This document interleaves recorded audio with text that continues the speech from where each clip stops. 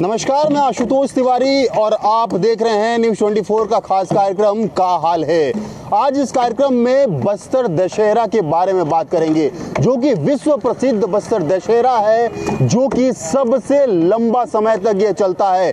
107 दिन का दशहरा इस बार का रहने वाला है। हालांकि 75 दिन तक ये दशहरा चलता है और इसको लेकर रथ निर्माण शुरू कर दिया गया है। आप देखिए कि ये बड़ी बड़ी जो है लकड़ियां यहाँ पर लाई गई है और इससे 4 चक्के का विशाल काय यहाँ पर रथ तैयार किया जाएगा।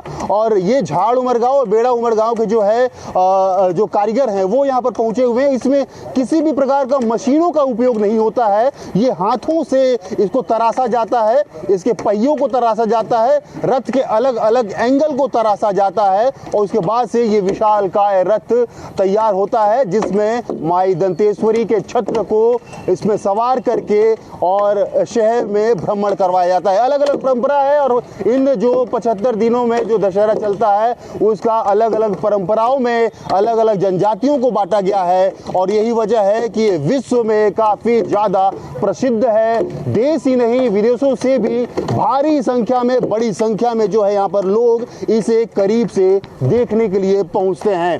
दादा, क्या हाल है? बड़ा मर हाल कैसा है? हाल कैसे? हमको बहुत पसीना फूट रहा है। काय के हाल कैसा? हाल ठीक नहीं है? नहीं है बाबू, पसीना फूट निकालते हैं तब पसीना निकल गया है। हाँ। गर्मी काफी ज्यादा है। गर्मी का ज्यादा है। ताकि 1 किलो चावल मिलता है, कुछ नहीं मिलता है। बस 1 किलो चावल मिल रहा है। अरे दाल पेट भर जाता है। बाल बच्चा छोड़ के आए हैं, तकलीफ है। तकलीफ है। हाँ। कितने साल हो गए आप लोग के? परंपरा है, वो बाप दादा से आए आते हुए। बाप दादा जो है वो करते आ रहे हैं। हाँ। सैकड़ों साल हो गए। सैकड़ों साल हो गया। अच्छा, अब आपके जगह अब आपके बेटा जो है वो आएगा, वो भी नाती आएगा। हाँ। करते हुए। अच्छा, कुछ मानदेय मिलता है जाते समय? हाँ? नहीं मिलता है। कुछ नहीं मिलता? नहीं। तो सिर्फ आप लोगों को दाल चावल माई दंतेश्वरी का सेवा में आते हैं। माई दंतेश्वरी का सेवा में आते हैं। पूरा मतलब काम धाम छोड़ के, खेती किसानी छोड़ के सेवा में आते हैं। अच्छा, तो कितने दिन में ये तैयार हो जाता है? ये होता है महीना दिन में। 1 महीना लग जाता है। हाँ। कब से काम शुरू हुआ है? तो समय तो कल से कल से शुरू हुआ है। सबसे पहले क्या निर्माण होगा? सबसे पहले पहिया बनाएंगे, एंगल बनाएंगे, सब बनाएंगे। अच्छा, ये जब शुरू हुआ तो कौन सा पूजा अर्चना के बाद ही जो है रथ निर्माण शुरू किया गया? पहले वही का तो माई दंतेश्वरी का तो पीड़ा टुरलू कोटला। हाँ, टुरलू खोटला का पूजा पहले किया जाता है। क्या? तो उसी का चक्का बनता है क्या? उसी का और पोटला बनता है ना। अच्छा, पोटला बनता है उसका। ठीक है, देखिए अब बड़ी संख्या में जो यहाँ पर लोग पहुँचे हुए हैं। झाड़ उमरगांव और बेड़ा उमरगांव के ये लोग हैं और पूरी तरीके से ये काम में लग गए हैं। हालांकि गर्मी काफ़ी ज़्यादा है और इसको देखते हुए जो है यहाँ पर लोग काम कर रहे हैं और जो रथ है उसको तराशने की कोशिश जो है यहाँ पर कर रहे हैं। दादा, कौन से गांव से आप? झाड़ उमरगांव तीनसूड़ा पारा। अच्छा, कब से कर रहे हो ये सब? परंपरा वाला ये आते चाहिए। अच्छा, मतलब परंपरा दादा परदादा जो हैं अब आप का है। हाँ, मतलब प्रत्येक पीढ़ी जो है करते आ रही है। अच्छा, आपको मतलब इसमें क्या क्या मिलता है शासन की तरफ से? जी, वही दाल चावल खाने के लिए उससे पूछो ना। अच्छा, दाल चावल खाने के मिलते हैं। दादा, आप कौन से गांव से? झाड़ उमरगांव। झाड़ उमरगांव। सब झाड़ उमरगांव से ही लग रहे हैं अधिकतर। ये कितना दिन में तैयार हो जाता है? ये तो 15 दिन में, 12-13 दिन में। 12-13 दिन में बना लेते हैं आप? अच्छा, इसमें कोई भी मशीन का उपयोग नहीं होता है? नहीं। ये क्या बना रहे हैं आप इसका? चक्का। अच्छा, ये चक्का बना रहे हैं। सबसे पहले चक्का ही बनता है। अच्छा, देखिए थोड़ी सी परेशानी होती है बात करने में, लेकिन कुछ जानकार भी यहाँ पर नज़र आ रहे हैं, उनसे हम बात करते हैं और बस्तर दशहरा को करीब से समझने की कोशिश करते हैं, करीब से जानने की और आपको बताने की कोशिश करते हैं। सबसे पहले बात करेंगे, लंबे समय से आप बस्तर दशहरा को देख रहे हैं। परंपरा काफ़ी ज़्यादा अनोखी रहती है, अलग अलग परंपरा रहती है। देश नहीं, विदेशों से भी लोग इसको करीब से देखने के लिए आते हैं। अगर दर्शकों को समझाना चाहें तो थोड़े से शब्द में जो है एक समझा के बताइए कि किस तरीके से बस्तर दशहरा अनोखा रहता है। देखिए, जब दशहरा शब्द आता है, दशहरा पर्व का जिक्र आता है, तो रावण दहन से इसे जोड़ा जाता है। लेकिन बस्तर का जो दशहरा है, इसमें रावण दहन की कोई परंपरा नहीं है। ये बस्तर में शक्ति की आराधना का पर्व है और लगभग 600 वर्षों से ये पर्व मनाया जा रहा है। और बस्तर में ये सामाजिक समरसता का महापर्व है, क्योंकि बहुत सारे ऐसे पर्व होते हैं जो अलग अलग धर्मों से, अलग अलग जातियों से रिलेटेड होते हैं और जिसमें वही समुदाय विशेष तौर पे भूमिका निभाता है। लेकिन बस्तर का जो दशहरा पर्व है, ये किसी जाति समुदाय से जुड़ा हुआ पर्व नहीं है, ये सामाजिक समरसता का पर्व है। और बस्तर में जितने भी प्रकार के समुदाय हैं, उन सभी की सहभागिता इसमें अलग अलग तरीके से निश्चित की गई है। अलग अलग समुदाय, अलग अलग जो वर्ग है, वो इसमें अपनी जिम्मेदारी निभाता है। और इसका मूल उद्देश्य होता है बस्तर की जो आराध्य देवी है माता दंतेश्वरी, प्रतिवर्ष उनके सम्मान में अपनी श्रद्धा, अपनी भक्ति को प्रकट करना ही बस्तर दशहरा का मूल उद्देश्य होता है। क्योंकि बहुत पुरानी परंपरा है और किसी ज़माने में राज परिवार के द्वारा ये परंपरा शुरू की गई थी बस्तर में, जब मधोता बस्तर की राजधानी हुआ करती थी। उसके बाद समय के साथ जैसे जैसे वक्त गुजरता गया, तो बस्तर के दशहरे में अलग अलग रस्म और रिवाज जुड़ते गए। एक समय ऐसा है जब यहाँ के तत्कालीन राजा पुरुषोत्तम देव जो थे, वो यहाँ से पुरी तक की यात्रा, उन्होंने दंडवत यात्रा की थी। और पुरी की यात्रा करने के बाद उन्हें रात्रि के समय में, जैसा कि बताया जाता है, रात्रि के समय में पुरी में पंडे को एक स्वप्न आया, जिसमें भगवान जगन्नाथ ने जो उस समय के तत्कालीन राजा थे पुरुषोत्तम देव, उनको रथपति की उपाधि से सम्मानित किया। तो जब वो रथपति बनकर वापस बस्तर आए, तब से बस्तर के दशहरे में रथ चालन की परंपरा शुरू हुई। जैसा कि आप देख रहे हैं कि इस बार फिर यहाँ पर रथ का निर्माण हो रहा है। फिलहाल यहाँ पर जो रथ बन रहा है, वो इस बार 4 चक्के का रथ है। बस्तर के दशहरे में हर साल जो रथ बनता है, वो एक बार 4 चक्के का और एक बार 8 चक्के का बनता है। तो इस बार ये 4 चक्के का रथ बन रहा है और अलग अलग समय में, बाकी दिनों में फूल रथ जो है वो संचालित किया जाता है, जिसमें माता दंतेश्वरी के छत्र को लेकर उसकी परिक्रमा करवाई जाती है। लेकिन इसके बाद विजयादशमी के समय में दो अलग अलग दिनों में भीतर रैनी और बाहर रैनी के समय विजय रथ चलाया जाता है, जो कि 8 चक्के का होता है। तो अलग अलग समय में, अलग अलग वजहों से बस्तर के दशहरे में अलग अलग परंपराएं जुड़ी हैं। और यही वजह है कि बस्तर का दशहरा बेहद अनोखा है। आदिम संस्कृति और आधुनिक जो समाज है, आधुनिक कल्चर को मानने वाला जो समाज है, उसका संयुक्त रूप से एक मिश्रित तौर तरीका है यहाँ काम करने का। और यही वजह है कि मैसूर के दशहरे के बाद और एक दक्षिण में एक दशहरा मनाया जाता है। तो 3 नंबर में, हालांकि ये ग्रेडिंग नहीं है, लेकिन भारत देश के 3 दशहरे मशहूर है, जिसमें से बस्तर का दशहरा जो है वो भी विश्व प्रसिद्ध है। अच्छा, रस्मों की बात की जाए तो 2 रस्म हो गई है, एक जो डेढ़ी गढ़ाई और एक जो है पाट यात्रा जिसे कहते हैं, जिसमें टुडलू कोटला जो जिससे चक्का बनाया जाता है, ये रस्में हुई है। और तीसरा रस्म जो है वो कल हुआ है शुरुआत में। अगर रस्मों की बात की जाए तो ये कहाँ से रस्म शुरू होती है और कहाँ पर ये ख़त्म होती है और कितने रस्म जो है इसमें निभाए जाते हैं? देखिए, मुख्य तौर पे बस्तर के दशहरे में वैसे तो ऐसा माना जाता है कि 12 रस्में हैं। हरियाली अमावस्या के दिन पाटा यात्रा से ये रस्म शुरू होती है। उसके बाद लगातार अलग अलग रस्म होता है, जैसे कि डेरी गढ़ाई की रस्म हुई, उसके बाद काछन गादी का रस्म मनाया जाएगा। एक समय में जगदलपुर जो है ये जगतू गुड़ा कहलाता था, महारा कबीला यहाँ पर जो था, उनकी आराध्य देवी थी। और एक समय में जब बस्तर के तत्कालीन महाराजा यहाँ पर आए थे, तो जगतू महाराज की अनुमति के बाद उन्होंने अपनी राजधानी यहाँ शिफ्ट की थी। तो उन्होंने एक परंपरा चलाई कि बस्तर के दशहरे को शुरू करने से पहले वो जो कबीला था, जगतू महाराज का कबीला, उनकी जो आराध्य देवी थी काछिन देवी, उनसे जो है अनुमति ली जाए। तो हर वर्ष जो ये पर्व है, ये जो अनुष्ठान है जिसे काछिन गादी कहा जाता है, उसमें उस देवी से बस्तर के दशहरे को मनाने की अनुमति ली जाती है। इसी तरह से कांटे पर भी कांटे पे लिटा करके, काछिन गादी का अर्थ होता है कांटे की गद्दी।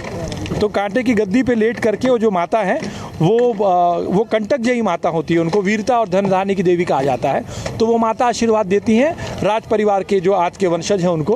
और उसके बाद बस्तर में दशहरा का जो है औपचारिक रूप से फिर ये शुरू हो जाता है। इसके बाद और रस्में हैं, कलश स्थापना किया जाता है, फूल रथ जो है वो शुरू होता है। और उसके बाद अलग अलग खूब सारी रस्में हैं, जिसमें आप जानते हैं बेल पूजा होता है, उसके बाद फिर ये मावली परघाव होता है, निशा यात्रा की रस्म होती है। उसके बाद माता दंतेश्वरी की जो डोली है वो यहाँ से आती है, जो मावली परघाव में जो रस्म निभाई जाती है। इस तरीके से फिर भीतर रैनी, बाहर रैनी, मुरिया दरबार, काछिन यात्रा, कुटुंब यात्रा, माता दंतेश्वरी की डोली की विदाई, इस तरीके से लगातार कई जो अलग अलग विधान है वो मनाए जाते हैं। तो मूल रूप से 12 के करीब ऐसे विधान हैं जो बस्तर दशहरे में प्रमुख हैं, और इन सभी विधानों को जो निभाने की प्रक्रिया है वो लगभग 70 दिनों में मनाई जाती है। हालांकि इस बार मुहूर्त थोड़ा सा अलग है, तो लगभग 107 दिनों का बस्तर का दशहरा है, लेकिन बस्तर का दशहरा ऐसा माना जाता है कि लगभग 75 दिनों के आसपास की अवधि में बस्तर दशहरे के जो महत्वपूर्ण रस्में हैं वो अलग अलग समय में मनाई जाती हैं। आपसे और जानकारी लेंगे और कुछ लोगों से बातचीत कर लेते हैं।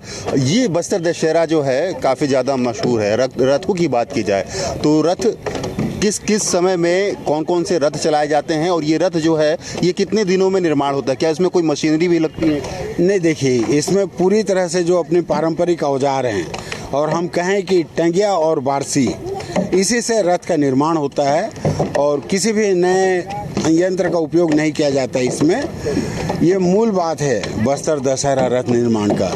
और इसमें बहुत सारे रस्म होते हैं, जैसे कि हमारे साथी ने बताया आपको कि पाट यात्रा से शुरू होता है, और पाट यात्रा में जो लकड़ी की पूजा की जाती है, ठुरलू खोटला कहा जाता है उसे, तो उसे भी पूजा पाठ करते हैं। तो उससे जो हथियार यूज़ किए जाते हैं, औजार रथ निर्माण के लिए, उन औजारों का डंडी वंडी बनाते हैं, उससे हथौड़ा बनाते हैं। तो वहाँ से शुरू होता है। दूसरी अपनी जो है यहाँ पे सिरासार भवन में, अभी सिरासार भवन है, इसके पहले नहीं हुआ करता था, केवल मैदान था। तो हमारे बस्तर में एक परंपरा है, कोई भी कार्य करने के पहले हम डेरी गढ़ाई करते हैं। डेरी मतलब आप जानते होंगे, विवाह वगैरह में भी डेरी गाड़ा जाता है, उस पर मंडप आच्छादित करते हैं और वहाँ रह के पूरा पूजा अनुष्ठान वगैरह होता है। तो वही डेरी गढ़ाई परंपरा अब भी निभाई जा रही है। उसमें डेरी गढ़ाई के बाद फिर रथ लकड़ी आना प्रारंभ हो जाता है। तो रथ लकड़ी के आने से रथ निर्माण के पहले वार्षी पूजा विधान किया जाता है। वार्षी पूजा विधान के बाद रथ निर्माण का कार्य शुरू हो चुका है, जैसा कि आप देख रहे हैं। अब इसके बाद सबसे पहले रथ के चक्कों का निर्माण किया जाएगा। इस बार 4 चक्के का फूल रथ का निर्माण हो रहा है, जो कि द्वितीय तिथि से 6 दिनों तक संचालित होगा, सप्तमी तक। तो फूल रथ, जी, उसे फूल रथ कहते हैं, और इसे फूलों से सजाया जाता है। ऐसा भी कहते हैं कि उसके कारण से इसे फूल रथ कहते हैं। ये 4 चक्के का होता है। और अभी जैसे कि रथ का चक्का निर्माण हो जाएगा, उसके बाद नाल फोड़ी एक रस्म होता है। ये क्या होता है रथ? ये जो चक्के का बीच का जो छेदा है उसे बनाते हैं, लोहार फिर आ जाते हैं, फिर वो लोहार उस पे बीच पे लोहे का अपना नार बिठाते हैं, तो उसी को ही नार फोड़नी कहा जाता है। तो वो रस्म होगा। फिर उसके बाद आप मगर मुही होगा। तो उसके बाद जब चक्कों को आप एक्सेल में फिट करेंगे, उसके बाद उसके ऊपर जो बेस बनेगा रथ का, मगर मुही लकड़ी कहा जाता है उसे, जिस पे पूरा रथ का भार रहता है। तो वो रस्म होगा, मागर मुही बोलते हैं पूजा विधान उसे। तो इस तरह से उसके बाद जब रथ निर्माण हो जाएगा, अंतिम पूजा भी एक होता है कि रथ को खींचने के पहले उसकी पूजा की जाती है। अच्छा, कि कौन कौन लोग इसको खींचते हैं? कितने लोग लगते हैं इसको खींचने में? देखिए, ये तो बहुत सारे लोग लगते हैं। जो फूल रथ है वो शहर के आसपास के जो ग्रामीण क्षेत्र हैं, वहाँ के ग्रामीण अपनी श्रद्धा से रथ खींचने के लिए पहुँचते हैं। और विशेषकर जैसे कि आप बाहर रहनी है और भीतर रहनी है, तो भीतर रहने और बाहर रहने के समय में हमारे जो बास्तानार किलेपाल क्षेत्र के गोंड जाति के लोग आते हैं, और वे ही वो 2 दिनों तक का रथ खींचते हैं। जो 8 चक्के का बड़ा रथ होता है, विजय रथ, उसको वो ग्रामीण खींचते हैं। लेकिन जो फूल रथ है, इसकी परिक्रमा आसपास के ग्रामीण क्षेत्र के लोग करते हैं। अच्छा, ये वर्तमान में ये भी देखने में आ रहा है कि जो भी माँ दंतेश्वरी के प्रति अपनी श्रद्धा रखते हैं, तो ऐसे शहरी युवा भी रथ को खींचने में अपना आजकल सहयोग दे रहे हैं। अच्छा, ये जो चोरी वाला भी होता है, जैसे भीतर रहनी और बाहर रहनी भी कहा जाता है, इसका क्या तात्पर्य है? देखिए, जो कहावत है, मतलब जो जुड़ा हुआ है इससे, कि जो ग्रामीण थे वो मतलब विजय रथ का जब परिक्रमा हो गया भीतर रहने में, उसके बाद राजमहल के सामने से उसे चुरा के ले जाते हैं। और उनके मन में ये भावना रहती है कि राजा हमारे साथ नया खाए। एक नया खानी होता है बस्तर में परंपरा।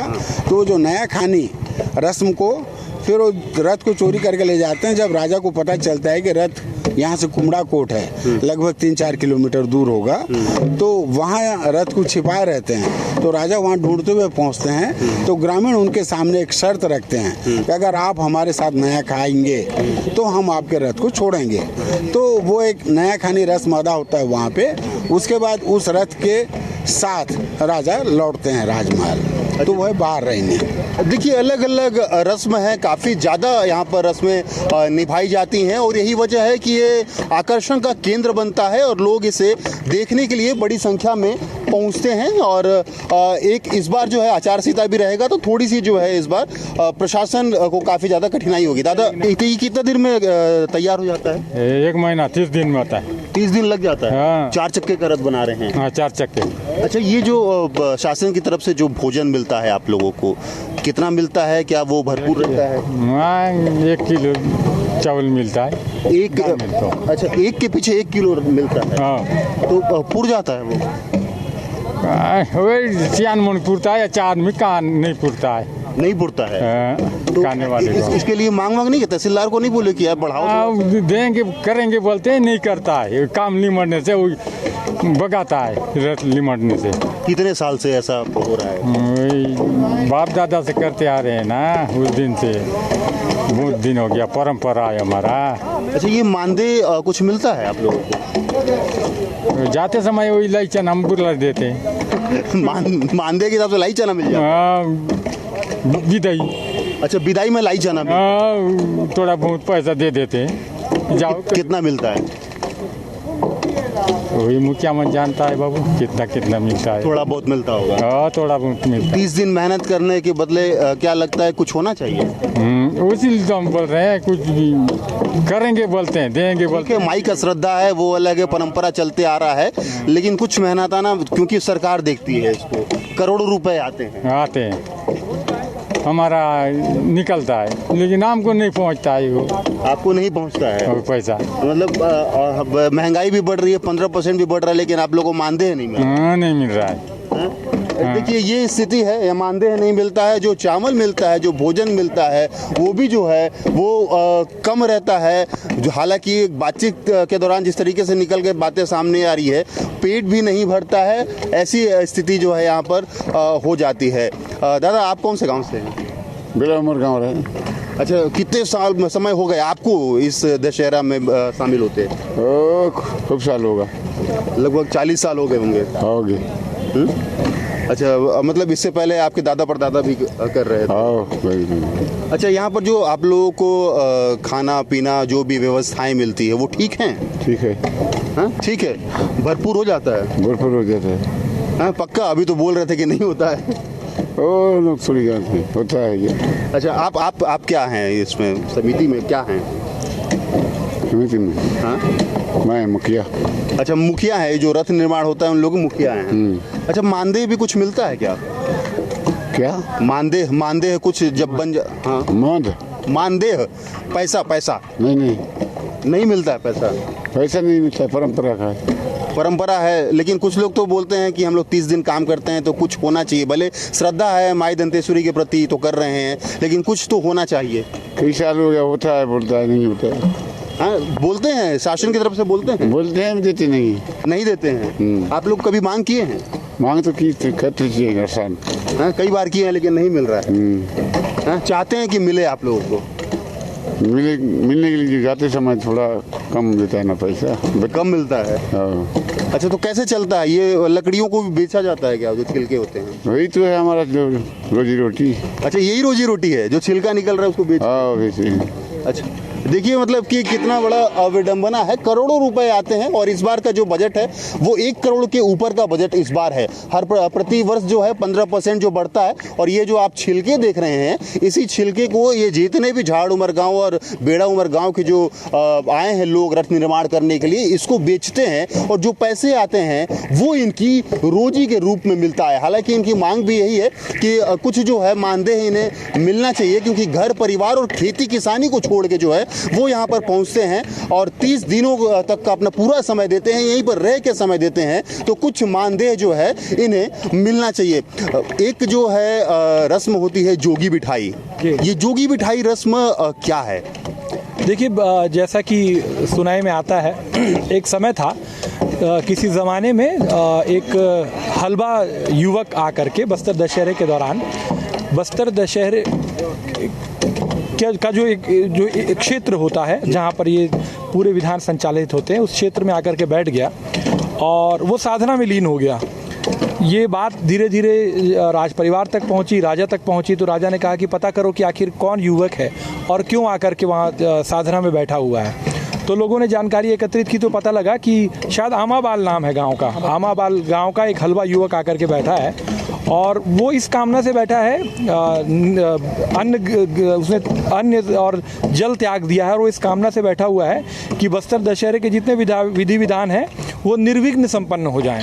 तो राजा को ये जब बात पता लगी कि कोई युवक जो है वो निस्वार्थ रूप से बस्तर के दशहरे के निर्विघ्न संचालन की कामना से उपासना में बैठा हुआ है, तप में बैठा हुआ है, तो राजा बड़े खुश हुए और राजा ने उस युवक को आखिरी दिन जब उसे उठाया गया तब उसको पुरस्कार देकर के सम्मानित किया।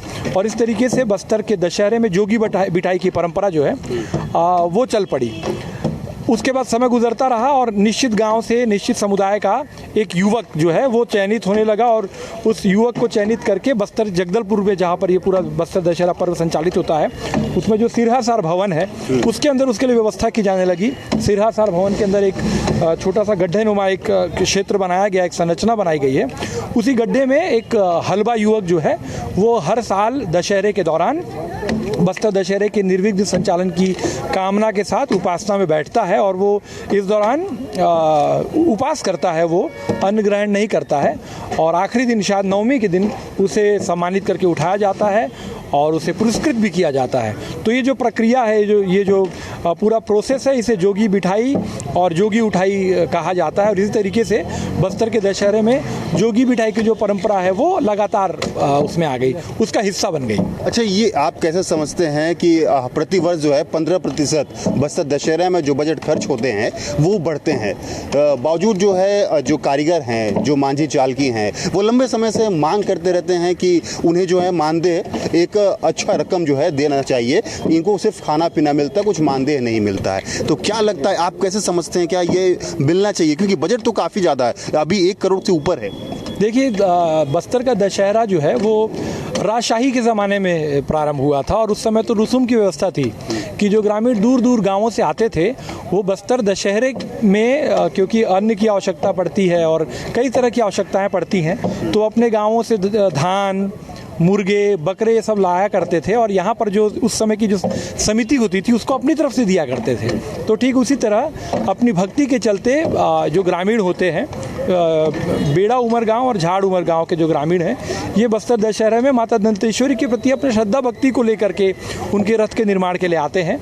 और अभी भी एक परंपरा तो है ही है कि इस दौरान जब तक ये लोग रहते हैं इन्हें अन्न दिया जाता है और साथ ही इनको समय समय पर जो ये लोग अलग अलग विधि विधान करते हैं, उसमें जो बलि प्रथा की जो परंपरा है उसमें बकरे कटते हैं, तो वो भी इनके हिस्से में होते हैं और साथ ही इनको अन्न और शराब भी मुहैया करवाई जाती है। लेकिन क्योंकि अब युग थोड़ा सा बदल चुका है और आज के समय में समय का बहुत ज़्यादा महत्व हो चला है और समय की जो कद्र है वो आज के ज़माने में पैसे से की जाती है। तो निश्चित रूप से क्योंकि ये शहर के आसपास के ग्रामीण हैं, झाड़ उमर गांव और बेड़ा उमर गांव कोई बहुत शहर से बहुत ज़्यादा दूर नहीं है, तो जो एकदम इंटीरियर के ग्रामीण होते हैं वो लगभग 100% वनोपज पे निर्भर करते हैं और उनकी जो जीवन शैली है वो आज भी बहुत ज़्यादा पैसे पे निर्भर नहीं है।